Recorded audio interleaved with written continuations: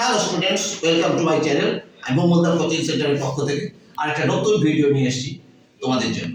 দেখো, এখন সব ক্লাস 5 থেকে 9 পর্যন্ত সব থার্ড সামেটিভ এক্সাম চলবে সব স্কুলে। আজকে আমি third summative class 7 geography suggestion নিয়ে এসেছি। দেখো, এই প্রশ্নগুলি সমস্ত ভালো করে পড়বে। প্রথমে এমসিকিউ এর প্রশ্নগুলো সব পুরো বই খুঁটে পড়তে হয়, এর কোনো সাজেশন হয় না, এটা পুরো ভালো করে বইটা পড়বে।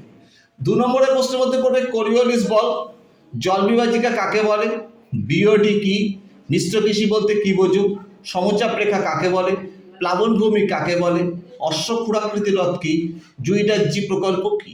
এগুলো সব 2 এর। 3 প্রশ্ন পড়বে প্রশান্ত মহাসাগরের উভয় পাশে আগ্নেয়গিরি অবস্থান করছে, ব্যাখ্যা করো। নগরায়ন ও কৃষিকাজ কিভাবে মাটি দূষণ ঘটাচ্ছে, পোল্ডার ভূমি কিভাবে তৈরি হয়, দ্রাঘিমা রেখার বৈশিষ্ট্য লেখো। পৃথিবীর কোন স্থানের অবস্থান কিভাবে নির্ণয় করা যায়, পৃথিবীর ঋতু পরিবর্তন কিভাবে হয়, জল দূষণের কারণ ও নিয়ন্ত্রণ সম্পর্কে লেখো। এগুলো সব 3 নম্বরে। 5 নম্বরের প্রশ্ন পড়বে মহীখাত তত্ত্ব ও পাত সংস্থান তত্ত্বের আলোকে ভঙ্গির পর্বতের উত্থান চিত্রসহ, দিনরাত্রির হ্রাসবৃদ্ধি চিত্রসহ লেখো। নিত্যবহ ও অনিত্যবহ নদীর তুলনা, অক্ষরেখা কাকে বলে বৈশিষ্ট্য, অক্ষরেখা দ্রাঘিমা রেখার পার্থক্য, পর্বতবেষ্টিত ও ব্যবচ্ছিন্ন মালভূমির চিত্রসহ বৈশিষ্ট্য, বায়ুচাপের পার্থক্যের কারণ, কৃষ্ণ সাগরে পতিত হয়েছে ইউরোপের একটি নদীর সম্পর্কে লেখো। মাটি দূষণের উৎস ও প্রভাব লেখো।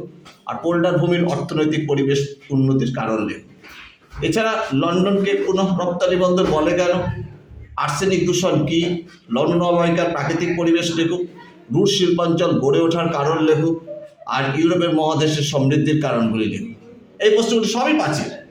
এছাড়া মানচিত্র করবে ককেশাস পর্বত, ভলগা নদী, ল্যাডোগা হ্রদ, টেমস নদী, রাইন ও আমস্টারডাম। এই প্রশ্নগুলো তুমি যদি ভালো করে পড়ে যাও তাহলে তুমি সমস্ত প্রশ্নের উত্তর লিখতে পারবে, আমি আশা করি।